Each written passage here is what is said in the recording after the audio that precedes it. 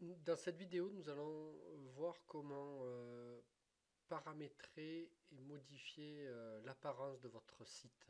Donc pour cela, dans le tableau de bord de WordPress, on va aller dans la rubrique apparence. Donc nous sommes avec le thème Pinboard dans sa dernière version. Pour le paramétrer, on va aller dans Options du thème.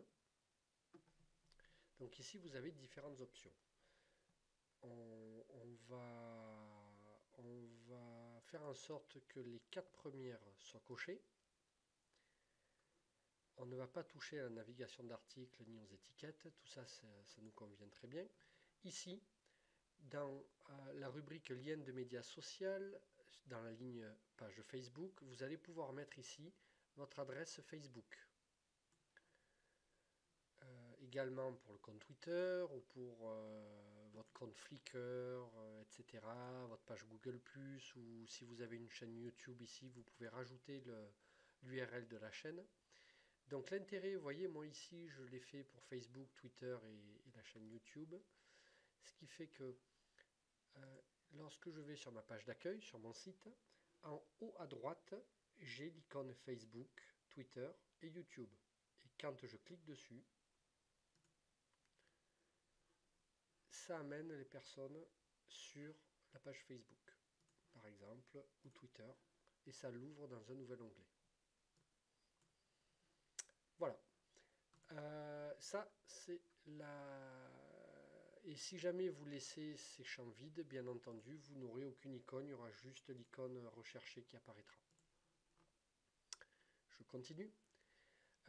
Article complet à afficher avant la grille. Donc là, vous voyez, j'ai mon slider ici. Et en dessous, j'ai ma grille d'articles sous le slider. Donc si, par exemple ici, je tape, je vais mettre le chiffre 2, 2 articles complets. Si je sauvegarde et que je recharge ma page d'accueil, je me retrouve en dessous du slider avec mes 2 derniers articles qui apparaissent en grand. Et après, j'ai ma grille d'articles. Donc cette option permet de faire apparaître des articles en dessous du slider. Ici, cette option permet d'afficher le slider. Si je la décoche, je n'aurai plus de slider du tout. Je n'ai que ma grille d'articles. Je vais le remettre. Voilà. La catégorie portfolio, on ne va pas la toucher, on n'en utilise pas. Donc ces 2 options-là, on ne va pas les toucher non plus. Donc ici, si on le souhaite, en bas de chaque article, on peut afficher les boutons de partage de ces 4 réseaux sociaux-là. Donc si par exemple je clique sur mon article et que je vais voir tout en bas, j'ai ici les 4 boutons de partage des réseaux sociaux. Et je peux liker, je peux permettre aux internautes de liker tel article, etc. Donc ça, ces 4 options, vous pouvez les cocher.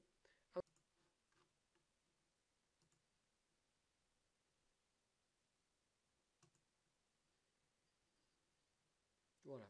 Ensuite, ces options-là, on ne va pas les toucher non plus. Donc là, on a terminé pour le premier onglet. On va passer dans l'onglet Design. Donc ici, on va pouvoir jouer sur les couleurs. Donc, Page Background Color, c'est le fond gris blanc que nous avons ici. Donc là, vous voyez, si je change la couleur et que je mets par exemple du vert, je vais sauvegarder. Voilà, je me retrouve avec toute cette partie-là verte. Et sur la page d'accueil, voilà ce que ça va donner. Voilà. Ça. Ensuite, le menu Background Color, ici, si je le mets par exemple en rouge,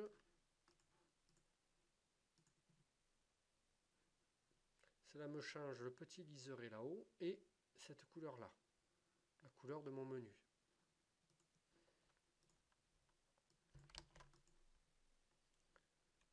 le drop-down menu. Je vais vous montrer ce que c'est. C'est lorsque je vais sur un élément, c'est la couleur des sous-menus, des sous-pages.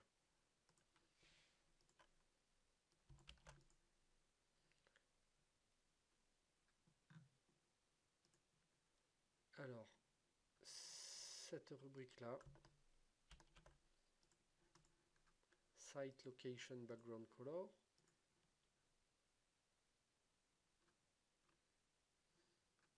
on la retrouve ici en bas.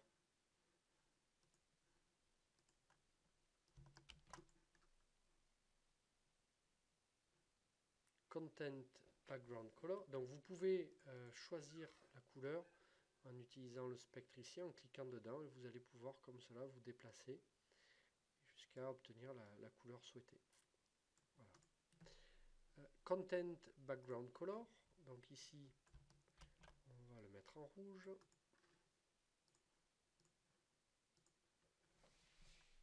Voilà. Donc c'est le contenu de vos articles.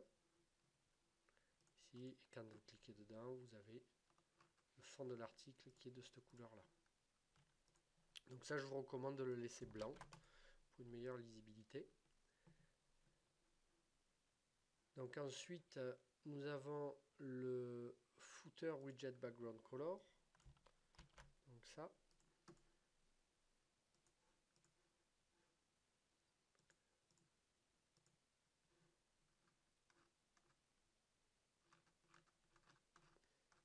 Alors ça n'apparaît pas là, mais c'est ce qu'on aurait eu en bas si on avait eu des widgets. Et pour finir, le Footer Background Color, où là c'est le pied de la page. Donc ça, vous allez le voir par vous-même. Tout en bas, nous avons le pied qui est ici en rouge. Voilà, donc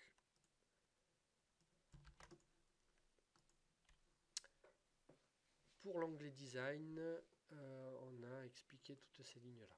Ensuite, si on va dans Disposition, donc là vous allez pouvoir choisir d'afficher la barre des widgets. La barre des widgets, par défaut, elle n'apparaît pas parce qu'on est ici sur la droite, sur la présentation de droite. Si je veux que la barre de widget apparaisse à droite, je vais cliquer ici. Je vais sauvegarder. Et là, vous allez voir ma page d'accueil qui jusqu'à présent était en pleine largeur et n'avait pas de widget. Si maintenant je fais actualiser, nous avons ici un emplacement avec des widgets où je peux afficher du texte, la liste de mon menu et diverses informations. Si je veux cette barre de widget à gauche, je vais changer ici de disposition. Et là, ce que j'avais à droite jusqu'à présent, si j'actualise, je le retrouve à gauche. Donc vous avez différentes présentations. Et vous avez aussi un site sans widget mais étroit. Donc selon...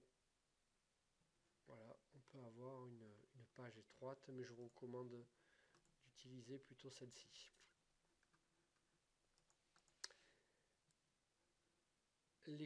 Les colonnes latérales. Alors, nous avons ici colonne de contenu. Donc là, par exemple, vous voyez, si je passe à 2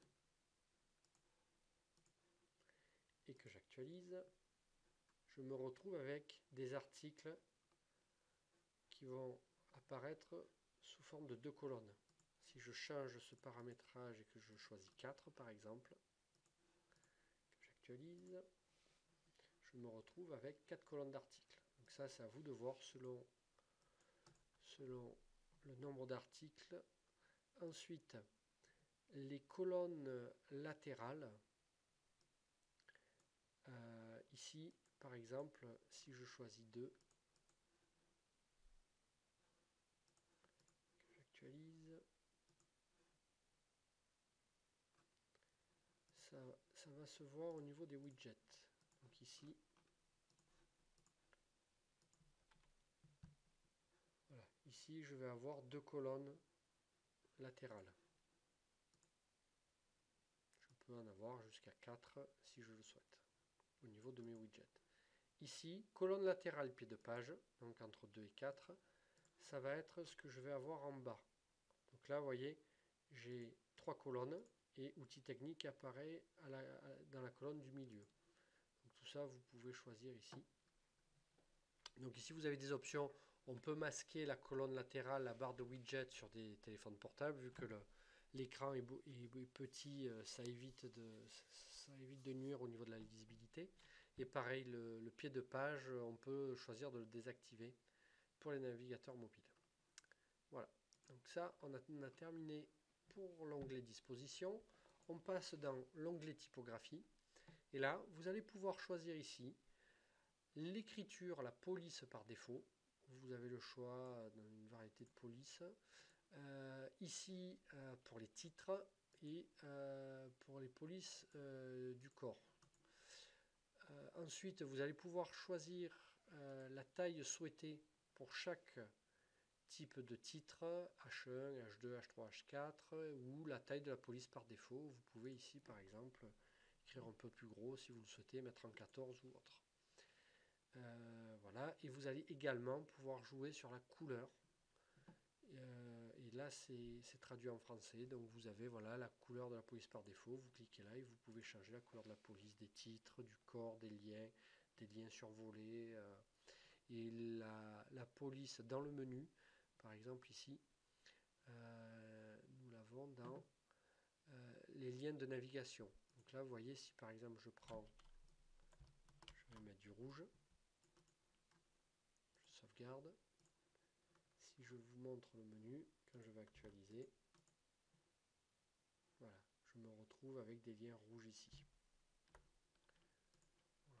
Donc ici, je vais remettre la couleur blanche. Voilà. Donc ici, il vous suffit de lire et de choisir les couleurs que vous souhaitez.